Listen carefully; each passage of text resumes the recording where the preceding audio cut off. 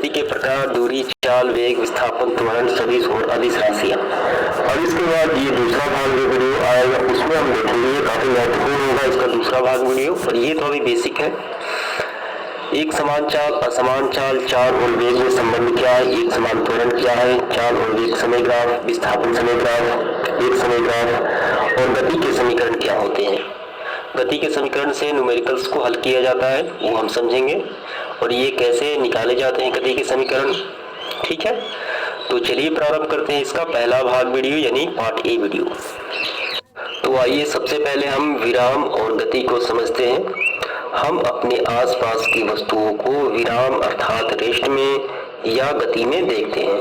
उदाहरण के लिए देखिए, कमरे की दीवार, टेबल, पौधा, पेड़ इत्यादि अपने स्थान यानी पोजीशंस नहीं बदलते हैं, अर्थात वे विराम में रहते हैं।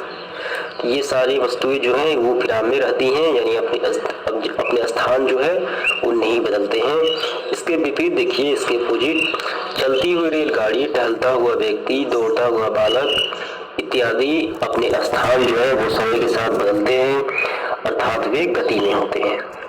तो ये तो समझ में आ गया कि विराम और गति यानी विराम में वस्तु और गति में वस्तु कौन कौन से होते हैं। तो इसके बाद हम लोग देखेंगे विराम और गति की परिभाषा। तो विराम और गति जो है ये दोनों पद आपस में क्या है, रिलेटिव है यानी अपेक्षित है। यानी कहने का मतलब, जब हम किसी वस्तु को विराम में बताते हैं तो हमें किसी वस्तु को गति में देखकर उसे विराम में बताना होता है। अगर हम किसी वस्तु को गति में बताते हैं कि ये वस्तु गति में है, तो किसी वस्तु को हम विराम में देखकर बताते हैं कि ये विराम में है और ये गति में है। यानी कहने का मतलब ये दोनों आपस में रिलेटिव कहे जाते हैं, अपेक्षित कहे जाते हैं, यानी साथ साथ होते हैं।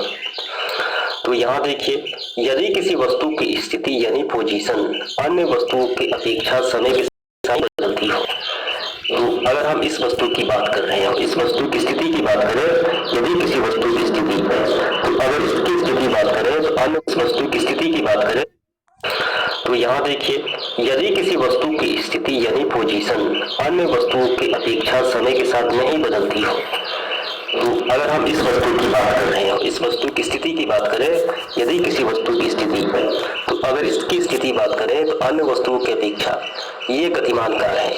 ठीक है, तो हम इससे देखते हैं, तो इसकी स्थिति इससे क्या है, स्थिर है और ये गति में है, इसकी स्थिति नहीं बदलती है समय के साथ, तो उस वस्तु को विराम में कहा जाता है। इसको, इस वस्तु की स्थिति हम इससे देखते हैं। ठीक है, ये तो विराम की परिभाषा हो गई। इसके अपोजिट देखिए, यदि किसी वस्तु की स्थिति, और इसके बाद हम इस वस्तु को देखते हैं, यदि किसी वस्तु की स्थिति, इसकी स्थिति अन्य वस्तुओं की अपेक्षा समय के साथ बदलती हो, इससे हम देखेंगे, विराम से देखेंगे, तो इसकी स्थिति जो है इससे तो ये बदल रही है समय के साथ, तो उस वस्तु को गति में कहते हैं यानी मोशन में कहते हैं। तो इसे हम गति में कहेंगे इसके अपेक्षा। ठीक है, तो ये बात आपको समझ में आ गई कि गति और विराम ये दोनों आपस में क्या है, रिलेटिव है। एक को विराम में देखना है तो हमें गति को देखना होगा, अगर गति में परिभाषा करनी है